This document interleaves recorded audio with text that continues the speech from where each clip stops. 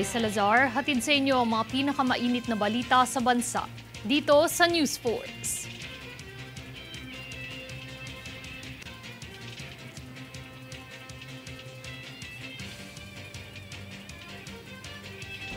Sa ulo ng mga balita, DOH nakapagtala na ng 4 na kaso ng walking pneumonia sa bansa. Pagsusuot ng face mask, abiso publiko kontra trangkaso. Red alert status itinaas kasunod ng pambobomba sa Marawi. PBBM muling nagpositibo sa COVID-19. Batas para sa kapakanan ng mga caregiver epektibo na. DOTR Secretary Bautista ininspeksyon ang kahandaan ng PCG para sa holiday season. Patas at pantay na balita, komprehensibong ulat para sa pulso ng masa. Ito ang News Force. Para sa unang balita ngayong linggo, iniulat ng Department of Health o DOH nitong Miyerkules, ika-6 ng Disyembre, ang 4 na kumpirmadong kaso ng Mycoplasma pneumoniae, infection o walking pneumonia sa mga naitalang kaso ng influenza-like illness o ILI noong ika-25 ng Nobyembre. Ang Mycoplasma pneumoniae ay hindi isang bagong pathogen at ito ay dati nang natukoy sa mga lokal na kaso. Hinihikayat ang publiko na magsagawa ng individual na pagsusuri sa sarili at gumamit ng mga layer ng protection, masking, pagtiyak ng sapat na ventilasyon, pag-isolate kapag may sakit, pati na rin ang pagpapabakuna upang maiwasan ang mga respiratory infections na tumaas, lalo na ngayong Kapaskuhan.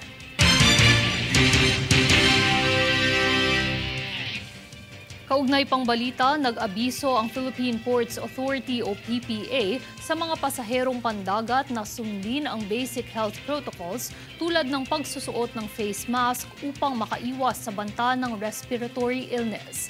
Ito ay kasunod ng naunang anunsyo ng Department of Health laban sa pagtaas ng impeksyon sa Mycoplasma pneumonia sa mga bata na umiiral sa China. Kaya naman inilabas ng PPA ang alituntunin nito para sa publikong pumupunta sa daungan na magsuot ng face mask, maghugas ng kamay at ang social distancing.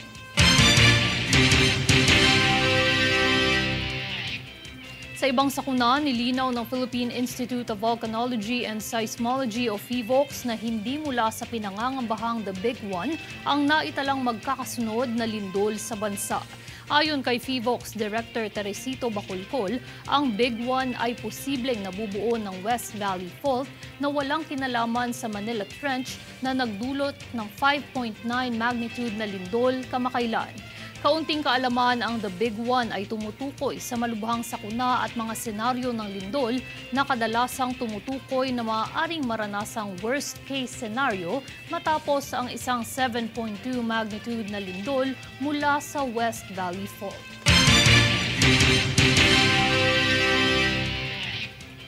Samantala, nasa ilalim ng pinakamataas na security alert status ang puwersa ng pulisya sa buong Mindanao kasunod ng nangyaring pambobomba sa loob ng Mindanao State University sa Marawi City nitong linggo ika-3 ng Disyembre. Naganap ang pag-atake ng bomba bandang alas 7 ng umaga habang ipinagdiriwang ang misa sa Dimaporo Gymnasium.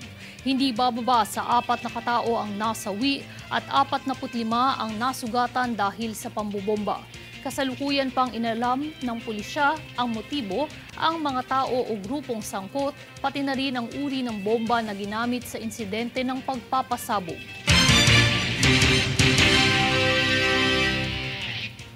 Bunsod ng nalalapit na holiday season, pinaigting ng Bureau of Immigration ang seguridad sa paliparan sa pagdadagdag ng mga tauhan sa mga piling paliparan. Tutukan ng balitang hatid ni Jade Buhoy. Dahil papalapit na ang bakasyon bago sumapit ng Pasko, nagdagdag ng mga immigration inspector ang Bureau of Immigration o BI para sa kaligtasan ng mga pasahero.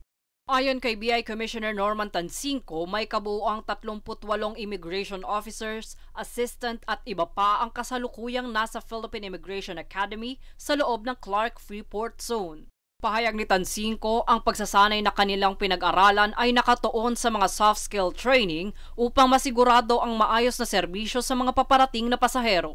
Aniya, matapos ang mga isyong kanilang kinaharap, kinakailangan nilang magdagdag para mapabilis ang aksyon at resolusyon upang mas mapainam ang serbisyo. Jade Buhoy, nag-uulat para sa One Media Network.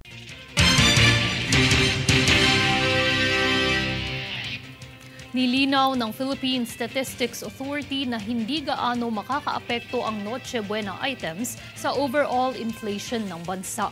Ito ay matapos ang ulat ng Department of Trade and Industry na pagtaas presyo ng higit 152 Noche Buena items. Pagbibigay diin ni PSA Chief Dennis Mapa, hindi lahat ng mga naiulat na items ay kasama sa basket of commodities. Itinanggi ng Commission on Elections o COMELEC na mayroong Facebook account si COMELEC Chairman George Erwin Garcia. Anila tanging sa Twitter lamang ito nagpapahayag ng kanyang mga opisyal na anunsyo at pahayag. Nilinaw ito matapos lumabas ang mga ulat ng isang peking Facebook account na nagpapanggap na pagmamay-ari ni Garcia na mayroong 24 na followers. Wala pa naman umanong natatanggap ang ahensya na impormasyon kung nagamit ang peking account sa scam at iligal pang aktibidad.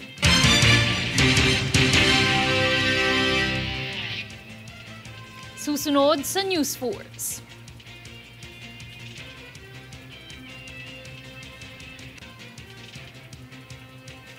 Vice President Sara nagpahatid ng pagbati sa mga bagong abogado ng bansa.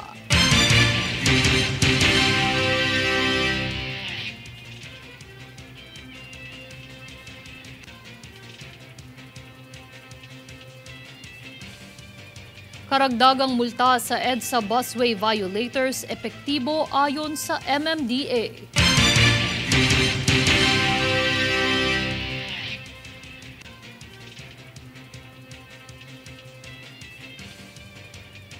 LTFRB pinatawan ng 70 araw na suspensyon ang kumpanya ng nahulog na bus sa Antique.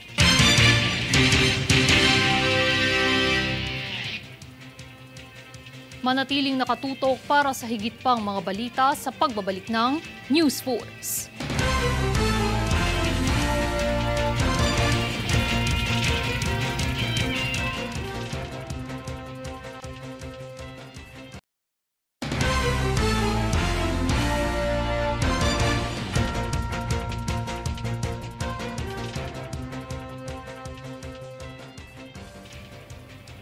Muling nagpositibo sa COVID-19 testing si Pangulong Bongbong Marcos Jr., kung saan ito na ang pangatlong beses na siya ay madapuan ng virus na ito.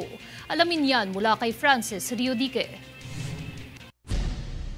Inanunsyo ng Malacanang sa pamamagitan ng Presidential Communications Committee o PCO na muling nagpositibo si Pangulong Bongbong Marcos Jr. sa COVID-19 virus. Pagtitiyak ng PCO, hindi naman umano ito makakahadlang sa paggawa ng Pangulo ng kanyang mga tungkulin. Aniya, tuloy pa rin ang kanyang mga nakatakdang pagpupulong sa pamamagitan ng teleconference. Ito ang ikatlong beses na nagpositibo ang Pangulo sa COVID-19 virus, kung saan unang beses noong March 2020 na muling bumalik noong July 2022. Dahil dito, hinikayat na mag-ingat pa rin sa banta ng nasabing virus ang publiko sa pamamagitan ng pagbabakuna at pagsusuot ng face mask. Francis Riodique, nag-uulat para sa One Media Network.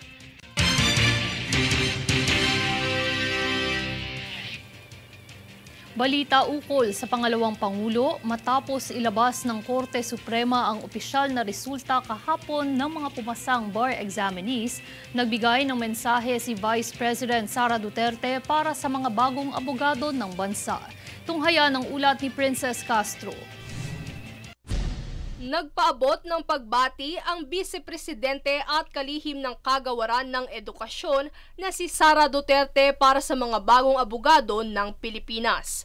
Ito ay matapos anunsyo kahapon, 5 ng Disyembre, ang mga pumasa sa bar exam na ginanap noong 17, 20 at 24 ng Setyembre taong kasalukuyan sa 14 na local testing centers sa National Capital Region, Luzon, Visayas at Mindanao. Ayon sa statement na inilabas ng Vice Presidente sa kanyang Facebook page, panawagan niya sa mga nakapasa na maglingkod sa kapwa Pilipino ng may pagpapakumbaba, integridad at paninindigan sa hustisya, gayon din ang protektahan ang mga karapatan ng mga naghahanap ng kanlungan ng batas. Sa higit na 10,000 exam takers, ang mga pumasang abogado ngayong taon ay humigit kumulang 4,000 na may kabuwang 36.77% passing rate, mas mababa ng 7% kung ikukumpara sa mga pumasa sa taong 2022. Gayunpaman, naging matagumpay ang naganap na eksaminasyon kung saan ito na ang 121 professional licensure test na isinagawa para sa mga abogado ng Pilipinas. Sa karagdagang impormasyon, ang mga nakapasok sa top 5 schools na may pinakamataas na passing rate ay ang Ateneo de Manila University, San Beda University, University of San Carlos, University of the Philippines at University of Santo Tomas. Sa kabilang dako, aasahan naman sa 22 ng Disyembre ngayong taon ang oath-taking at roll signing ceremonies ng mga bar exam passers sa SMX Convention Center sa Pasay City. Samantala, umaasa naman si VP Duterte na sa mga bagong sibol na abogado ng bansa, magkakaroon ng isang pamayanang bubuo ng may hustisya, paninindigan, pagsasama-sama at pagkakapantay-pantay. Princess Castro, nag-uulat para sa One Media Network.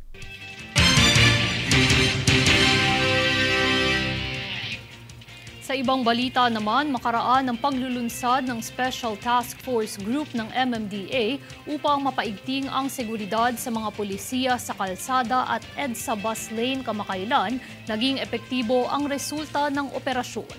Ang buong balita tunghayan kay Princess Castro. Naging matagumpay ang sinagawang paghihigpit ng polisiya ng Metropolitan Manila Development Authority o MMDA hinggil sa mga patuloy na sumusuway na sasakyan at motorista sa polisiya ng EDSA bus lane. Ito ay matapos maitala ng ahensya kamakailan ang malaking pagbaba ng mga lumalabag na sasakyan sa EDSA busway. Matatandaang kamakailan ay naging epektibo sa publiko ang karagdagang presyo sa multa ng mga lumalabag na nakitang isang dahilan ng epektibong paraan upang mabawasan ang mga violators. Ayon kay Assistant General Manager for Operations Assistant Secretary David Angelo Vargas, naobserbahan nila na minimal to zero lamang ang bilang ng mga hindi otorisadong sasakyan na pumapasok sa exclusive bus lane nitong mga nakaraang araw. Samantala, siniguro rin ni Vargas na paiigtingin pa ng MMDA ang anti-illegal parking operations na isa pang pinagtutuunan ng pansin ng ahensya, partikular na sa kahabaan ng mabuhay lanes na alternatibong ruta ng mga gustong makaiwas sa karaniwang traffic sa EDSA. Dahil dito, patuloy ang paghikayat niya sa publiko na isumbong sa kanilang tanggapan na ang mga makikitang iligal na nakaparadang sasakyan. Dagdag pa rito, nagbigay rin ng paalala ang ahensya sa mga motorista na iwasan ang Christmas rush sa pamamagitan ng pagsasamantala sa maagang pamimili sa Pasko dahil inaasahan ang 20% pagtaas ng vehicular volume nitong darating na holiday. Princess Castro, nag-uulat para sa One Media Network.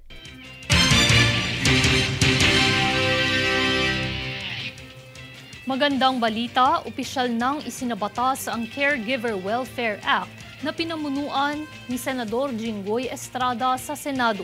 Tutukan ang balitang hatid ni Jade Buhoy. Opisyal ng batas ang Republic Act No. 11965 o ang Caregiver Welfare Act na siyang pinamunuan ni Senador Jinggoy Ejercito Estrada kung saan ipinapatupad nito sa pamahalaan ang paninindigan na protektahan at isulong ang karapatan ng mga caregiver sa Pilipinas. Noong kamakailan, ipinasa ni Pangulong Bongbong Marcos Jr. ang batas upang siguraduhin na sapat at naaayon ang nakukuhang benepisyo, kondisyon sa trabaho at eksaktong seguridad sa komunidad at natatamasa ng mga caregivers. Kabilang sa mga pangunahing benepisyong isinabatas ay ang kontribusyon sa mga benepisyo gaya ng SSS, PhilHealth at Pag-ibig. Kasama na rin ang 13-month pay na hindi dapat tumagal ang pagtanggap sa ika-24 ng Disyembre.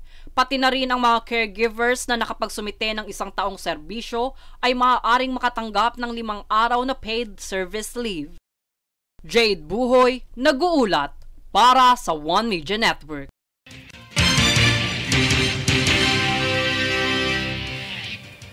Nagbigay ng alternatibo sa ilalim ng kampanyang Iwas Paputok na pupwedeng gamitin ng publiko para sa bagong taon na siyang mas ligtas. Alamin yan mula kay Daniza Lopez. Sa papalapit na Kapaskuhan at bagong taon kung saan inaasahan ng pagpapaputok ay hinikayat ng Bureau of Fire Protection o BFP Region 1 ang publiko sa paggamit ng hornpipes. Anya, mas ligtas itong gamitin para maiwasan ang pinsalang dala ng mga paputok sa rehiyon. Sa kampanyang Oplan Paalala Iwas Paputok ay ipinamahagi ng BFP Region 1 ang hornpipes sa mga residente ng Rosales. Ayon kay BFP Chief Superintendent at Regional Director ng BFP Region 1 Leonida Rosales, layunin ng Oplan na isulong ang kaligtasan ng publiko na maiwasan ang sunog. Dagdag pa niya, mayroon ding pagsusuri na gagawin ang departamento sa mga nagbebenta ng paputok kung ito ba ay pasok sa fire safety requirements. Daniza Lopez, nag-uulat para sa One Media Network.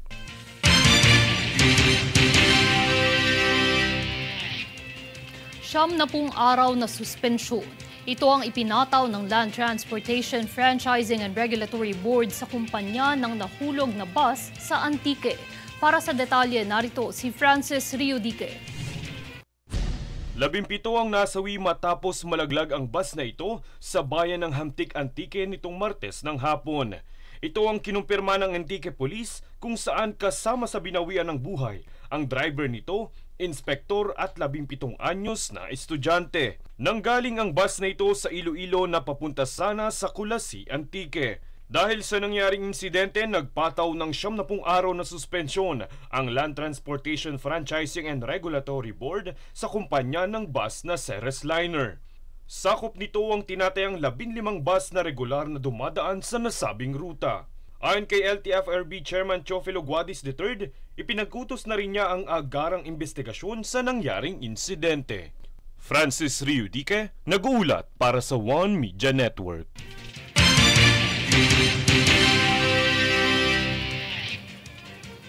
Samantala, marami ang napawaw, react at comment ng Proud Pinoy dahil itinampok lang naman ang iilang mga lugar sa Makati ng anime movie abroad na pinamagatang Detective Conan, Black Iron Submarine. Tutukan ng balitang ito para sa higit pang impormasyon. Malugod na ibinahagi sa local Facebook page ng Makati na Make It Makati ang mga lugar na itinampok ng anime movie abroad na pinamagatang Detective Conan, Black Iron Submarine. Hindi nga lang mga anime fans ang napawaw react dito, ngunit pati na rin ang mga Makatizens ay napacomment ng Proud Pinoy dahil naging lokasyon lang naman ang mga daanan sa harap ng tanyag na Peninsula Manila Hotel. Hindi lang yan, pati na rin ang tanawin ng mga naglalakihang gusali sa Makati Central Business District ay kasama sa mga lugar kung saan ang karakter sa pelikula ay nagpunta. Bagamat noong Hulyo pa unang pinalabas sa Pilipinas ang nasabing pelikula, manghang-mangha pa rin ang mga netizens sa pangbihirang pagkakataong ito. Jade Buhoy, nag-uulat para sa One Media Network.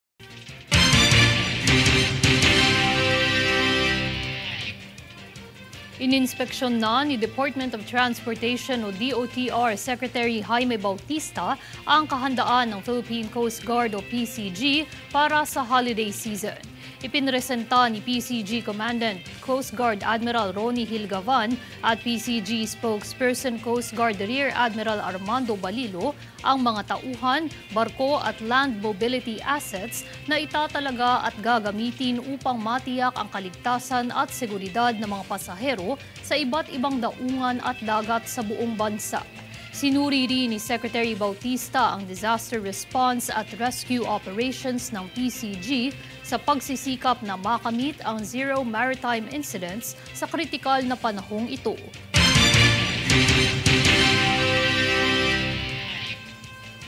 Samahan ninyo kami sa countdown ng pinaka-aabangang pagdiriwang. 16 na araw na lang, Pasko na. At narito ang recap ng mga nagbabagang balita ngayon. Sa ulo ng mga balita, DOH nakapagtala na ng 4 na kaso ng walking pneumonia sa bansa. Pagsusuot ng face mask, abiso publiko kontra trangkaso. Red alert status itinaas kasunod ng pambobomba sa Marawi. PBBM muling nagpositibo sa COVID-19. Batas para sa kapakanan ng mga caregiver epektibo na. DOTR Secretary Bautista ininspeksyon ang kahandaan ng PCG para sa holiday season. Patas at pantay na balita, komprehensibong ulat para sa pulso ng masa. Ito ang News Force. At yan ang pinakamainit na mga balita ngayong linggo.